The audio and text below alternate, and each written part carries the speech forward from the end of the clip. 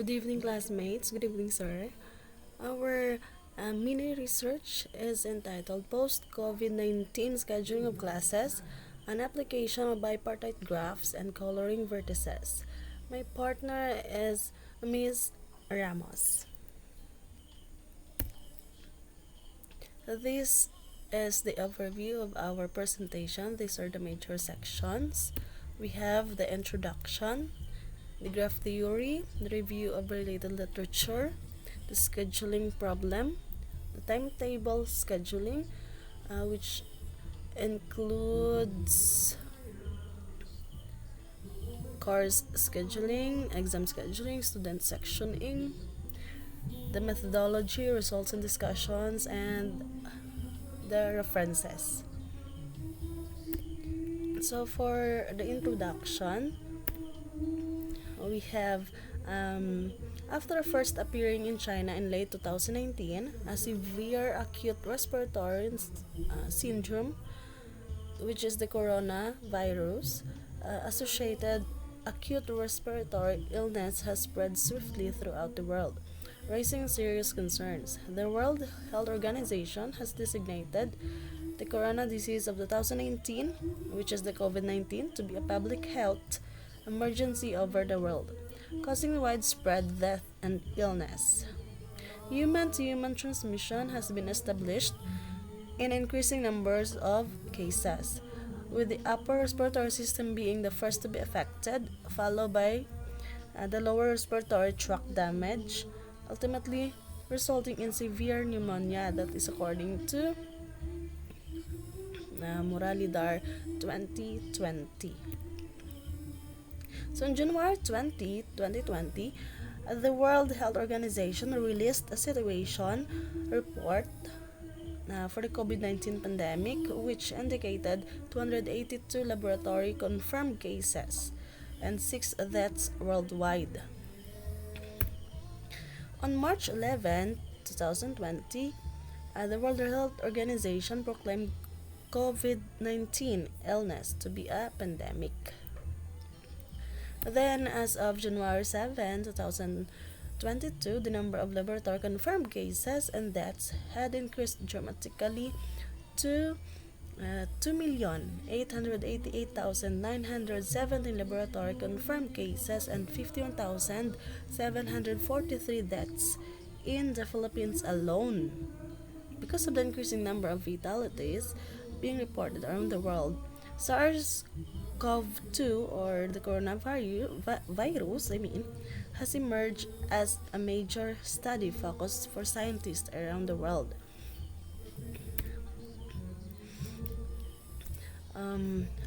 Since its outbreak in the late December of this year, COVID-19 has wrought devastation around the world, with education being particularly badly hit. As has been the case with any key sector, students, schools, colleges, and universities have all suffered significant consequences according to the Global Campaign for Education, as reported also by the United Nations Educational, Scientific, and Cultural Organization, or the UNESCO. More than 800 million learners from around the world have been affected. 1 in 5 learners is unable to attend school. 1 in 4 learners is unable to attend higher education classes, and over 102 countries have ordered nationwide school closures, with 11 implementing localized school closure. Over 27 million Filipino students are denied the opportunity to learn, since the Philippines is one of only 5 countries in the world that has not started in-person education since it was first declared a public health emergency in 2019. In response to the call for quality education amidst the pandemic, the Department of Education prepared the Basic Education Learning Continuity Plan, or the BELCP, to ensure that learning opportunities are offered to our students securely and through a range of delivery methods. So we have, in accordance with the Administration Code of 1987, Republic Act 9155, or the Governance of Basic Education Act of 2001, and Republic Act 10533, or the Enhanced Basic Education Act of 2013, the department is mandated by law to provide a learner-centered, inclusive, responsive, relevant, and contextualized K-12 basic educations.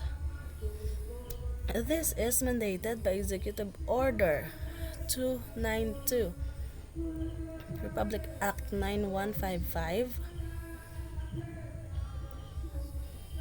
Many directions on flexible learning and resources have been released by the Department of Education, the most notable of which being the Ed Order Number or the DO 21, Section 2019, often known as the Policy Guidelines on the K-12 Basic Education Program.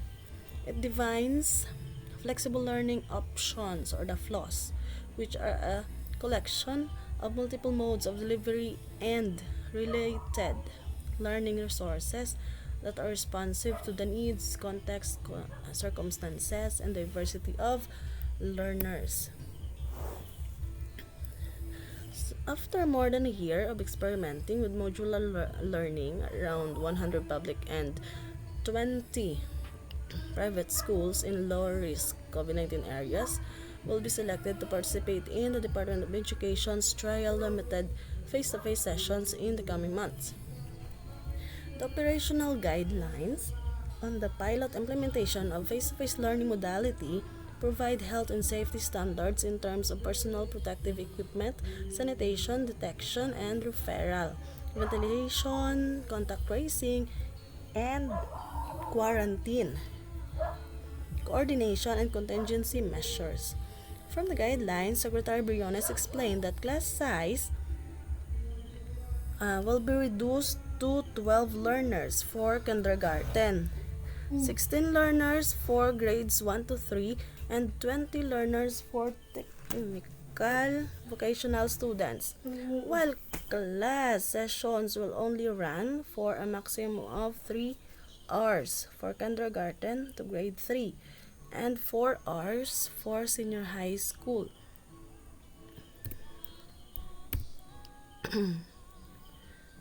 So, Secretary Briones, along with other officials from the Department of Education, central and regional offices, stated in a virtual press briefing last November 15, 2021, that the opening of face-to-face classes in public schools on November 15, 2021, which will be followed by the opening of face-to-face classes in private schools on November 22,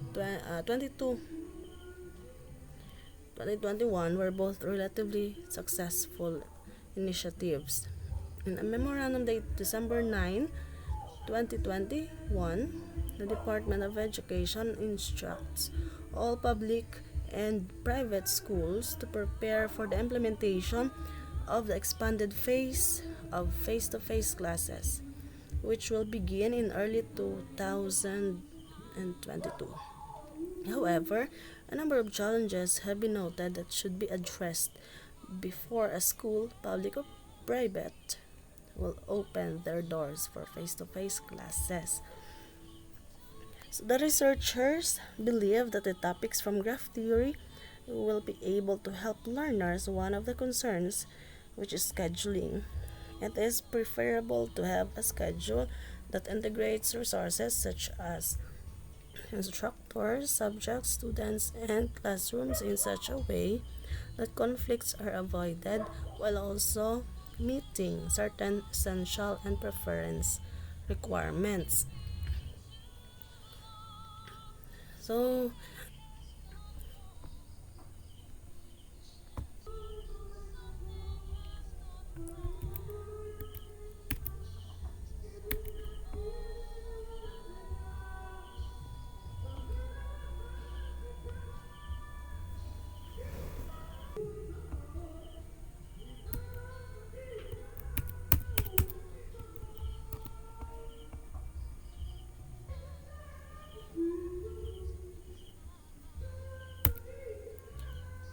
Okay, for we have the mathematician Leonard Euler. His discovery of the Königsberg bridge problem in 1736 resulted in the development of the notion of the Eulerian graph, which was used to kickstart graph theory. This same decade also saw the invention of the concept of a tree, a connected graph devoid of cycles that was later used to compute currents in electrical networks of circuits, as well as to count the number of chemicals present in a solution. In 1840, A.F. Mobius developed the phrases whole graph and bipartite graph, respectively. In 1852, Thomas Guthrie made the groundbreaking discovery of the classic four-color conundrum. The earliest results on graph coloring are limited to planar graphs in the form of map coloring, which is a type of map coloring. After more than a century, Kenneth Apple and Wolfgang Haken were able to solve the four-color issue they had developed themselves. In 1912, George David Birkhoff devised the chromatic polynomial, which he used to investigate coloring difficulties in the field of algebraic graph theory. Real-time graph coloring is used in a variety of real-time applications such as mapping, scheduling difficulties, parallel processing, network design, Sudoku, register allocation, and bipartite graph identification. When dealing with a wide variety of complex optimization problems, graph coloring is typically utilized to solve them. Through the use of graph coloring, it is frequently possible to complete tasks such as dispute resolution or the best partition of mutually exclusive events. Scheduling course or test timetables is an example of challenging task to accomplish. So we have the basic concepts of graph theory. We have a bipartite graph is a collection of graph vertices that has been divided into two disjoint sets, which is the v sub 1 and v sub 2, such that no two graph vertices inside the same set are adjacent. This means that each edge in the graph joins a vertex in v sub 1 to a vertex in v sub 2, and there are no edges in G that connects two vertices in v sub 1 or two vertices in v sub 2. A bipartite graph cannot include any self-loops as defined by the graph's specification. When every vertex in A is attached to every vertex in B, and vice versa, the graph is referred to as a full bipartite graph or a simple bipartite graph.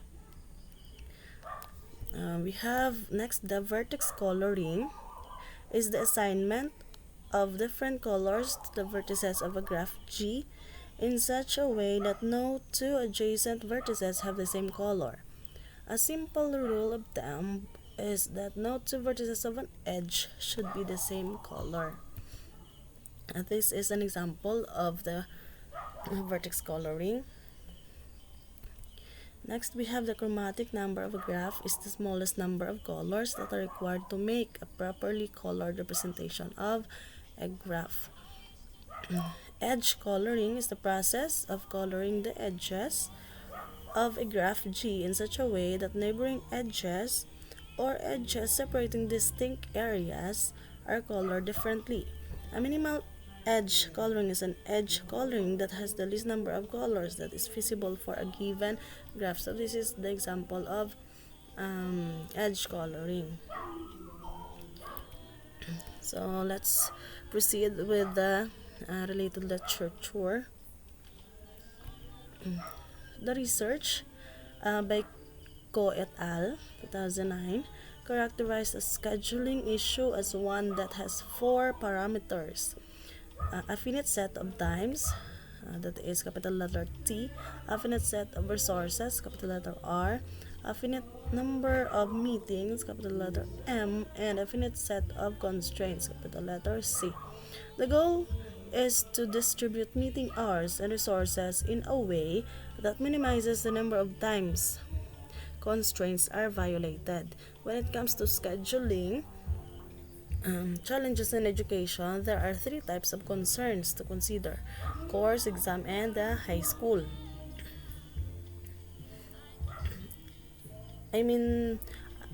Course, exam, and sectioning, or which includes the high school. Okay, we have the scheduling problem.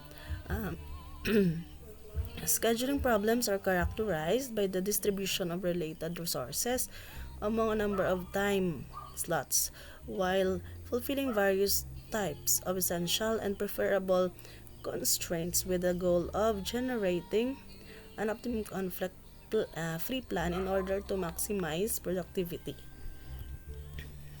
Next, we have the timetable scheduling. We have first, the course timetable scheduling. It is the process of allocating lectures to time slots, rooms, professors, and other resources, while taking into consideration a variety of limits and requirements. Because of the huge scope of these universities, fixing such a challenge is typically so hard that it requires the collaboration of many specialists from various colleges and departments from throughout the institution to complete. The scheduling of university courses is subject to a variety of limitations that may be divided into two categories, which are the hard constraints and soft constraints. A list of some of the most constraints are: we have the hard constraints. So first, no student or teacher can be in two different places at the same time. Second, only one class can occupy a room in any time slot. Third, any room must satisfy all class requirements. So for the soft constraints, the preferences of time, the preferences of room, and student schedule compactness. So next, we have the exam timetable scheduling. Is the practice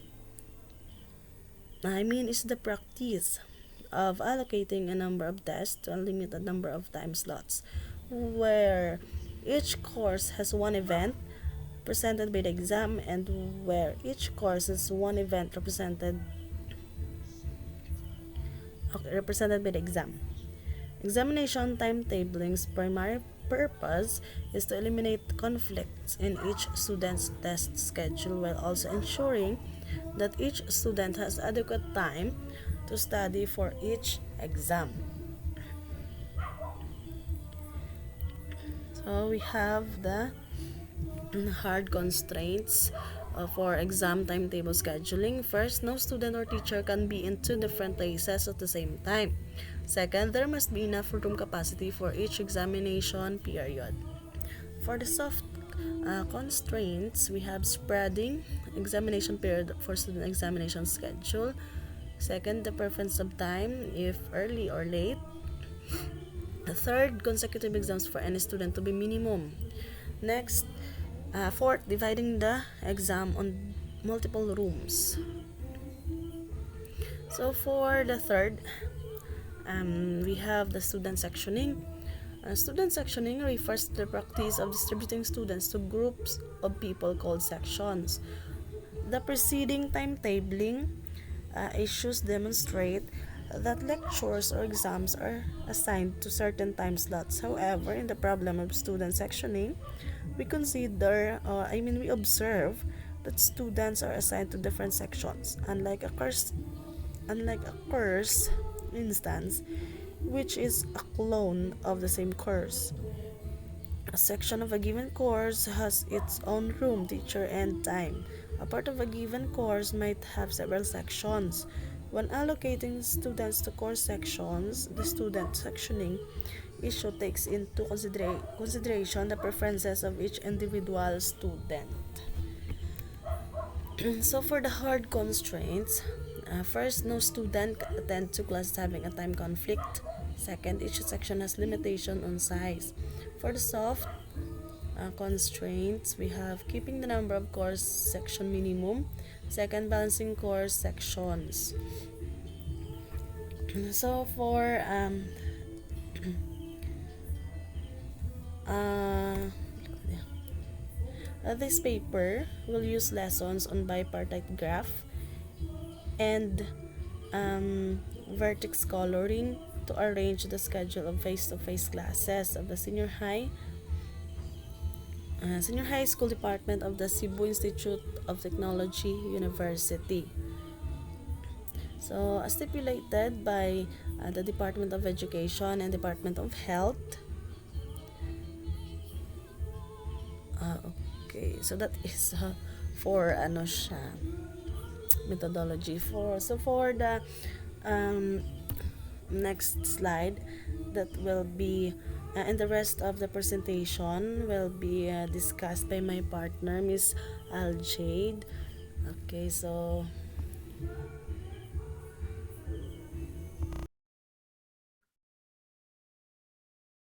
let us now look into the methodology of the study.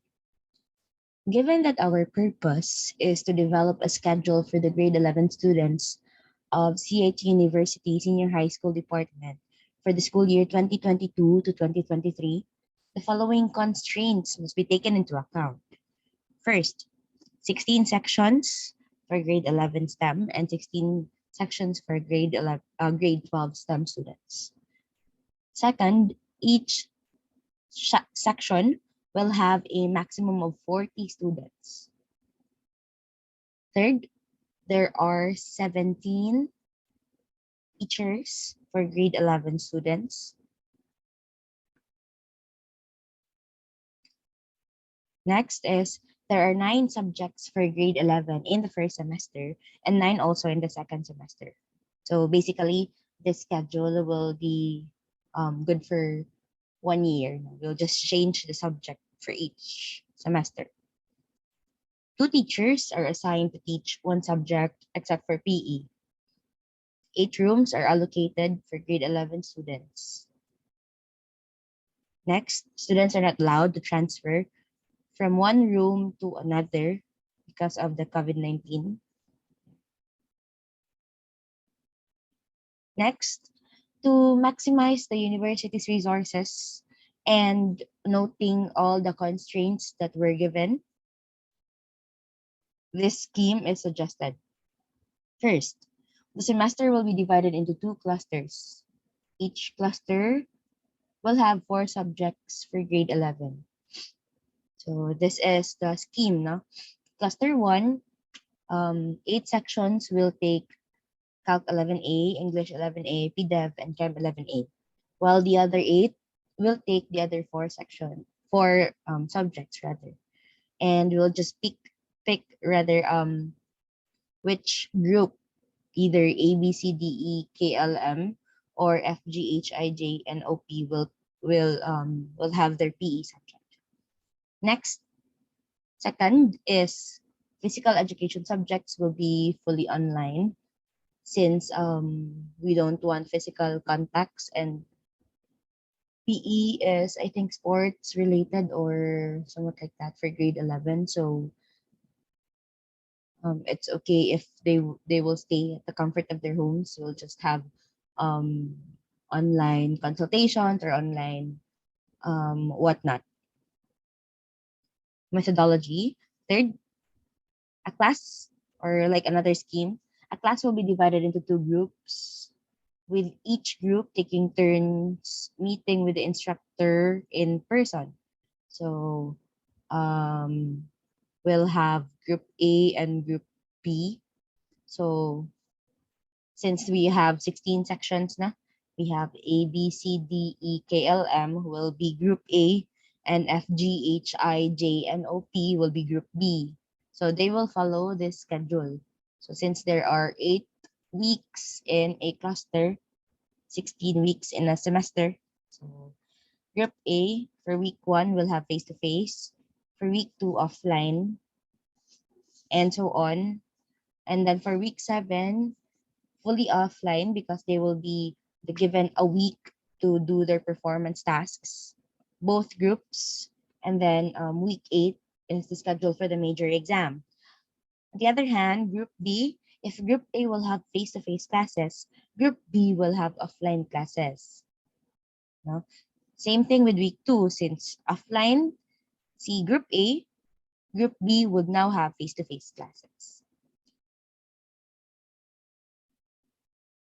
Okay, so students are allowed to stay in the campus for 4.5 hours.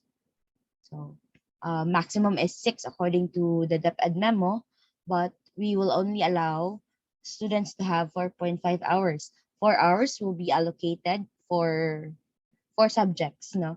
1 hour per subject. And there will be a 30-minute break after the second period. Next, on top of the 4.5 hours per shift, so 1 hour is allocated for sanitation of classrooms. So we will include that in the schedule because of the DepEd order.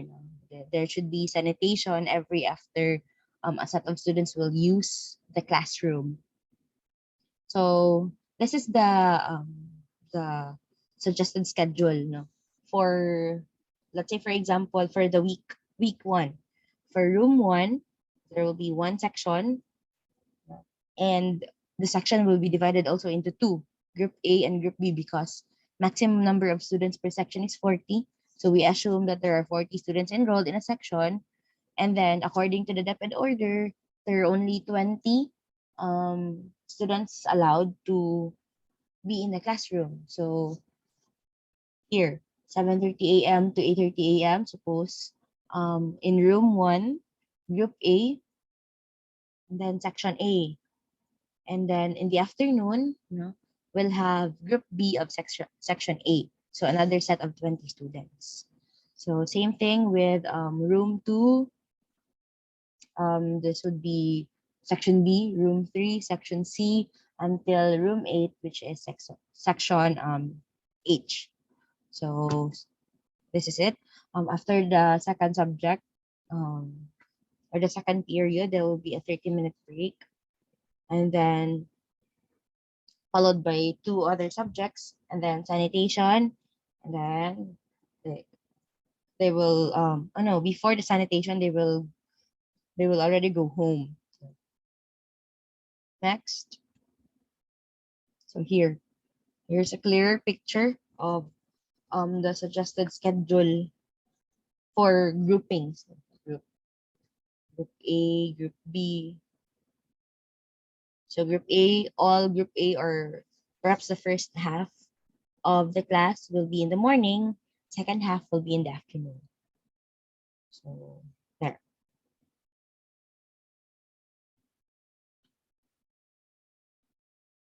So results. So since given the constraints that are aforementioned, we have this graph for here. So this is a bipartite graph, where your CA1 and your CA2 are teachers for Calc 11A, because we have mentioned that there are 2 teachers per subject, and there are 8 subjects to be offered face-to-face. So we have 16 teachers with 16 what do you call this? 16 sections. No. So this is a clear view of the bipartite graph.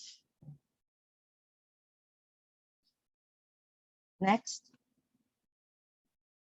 Since one of the hard constraints of the schedule is a maximum of 20 students per classroom, and there is a 40 students per class, we draw this graph. Suppose this is what do you call that? Number of this is cluster 1 group A and cluster 1 group B. This is their graph. And given that this is already the graph, we create a line graph of this cluster schedule. No? So this is cluster 1, group A. We labeled the edges because that's the rule in graph coloring. We label the edges and we draw a line from the numbers which are connected, which vertex is connected to. So here, this is the end result. Next, so here, to assign colors, because we are to assign colors to vertices, we list the set of vertices that are not incident to each other and assign colors to the group. So that's the rule for graph coloring. No? We color or we maximize the number of colors or the number of groups. So that's the possible schedule. So we used the colors pink, maroon, blue, green, yellow, light blue, red, and purple. So we have also listed here the numbers which are not um, incident to each other. Say pink, we have 24, 5, 14, and 30 that are not incident to each other. For maroon, we have 23, 6, 16, 29, and so on until purple. So then after identifying these that are not incidental to each other, the edges that are not incidental, we then assign colors. So this is now the colors. No? Zoom it in here. And after determining, so we interpret now our colored graph to have this schedule. So ito na yung schedule. So section A will have room 1. So their schedule should be English 11A and their teacher is E. So if you see, if we go back here, no, this one, the letters below are the sections, not yet grouped into 2, not yet. No? And the letters above are the teachers. So here we have. So this is group A, morning schedule. So same section, no? So this is their schedule. English 11A will be handled by teacher E. English PDEV will be handled by teacher P. Calc 11A, teacher CA. And Chem 11A will be teacher CH. So this is their schedule. And then here we have, here, another section, say for example, section L, they will have the same subject as section A, but they have different teacher. So in the teacher E1 will be teaching section L, and teacher E again will be teaching section A, but they have the same they're the same subject. Same thing with if you notice, we have section B. This is Chem 11A, first period. Section K would also have first period of Chem 11A, but they will have different teachers, so there will be no conflict. So again, as we have mentioned in the constraint, there is a break, 30-minute break for students. And then sanitation after the last period. And then we'll have the afternoon schedule. So in the morning schedule, 20 people or 20 students from section A, and then another set of 20 students from section A will do English here. So we just follow whatever is the pattern in the morning schedule as guided by this colored graph. And the schedule can also be followed by the next group of sections. We have F, G, H, I, J, N, O, P. So the other 8 can also follow this schedule because perhaps they will have, or basically they will have the same pattern as of this 8. And so as with grade 12, if ever they would be adapting this, grade 12 would also follow the scheme with PE, of course, be given fully online. And okay, by the schedule that I have already shared, no, the following are followed. Number one, 8 rooms are utilized. Yes, we already fully utilized all the 8 rooms. No teacher will handle more than one class at the same time. There are only 20 students per room per or class. Students don't need to transfer from one room to another, and students will stay in the university for 4.5 hours only. Again, same format will be followed by the sections F, G, H, I, J, and O, P. And thus we have already had our goal, no, to create a section, create a schedule rather, sorry, create a schedule for grade 11 students in the university using the key concepts of graph theory. So here are our references. Thank you so much. This has been Aljade, and may God be praised. Thank you.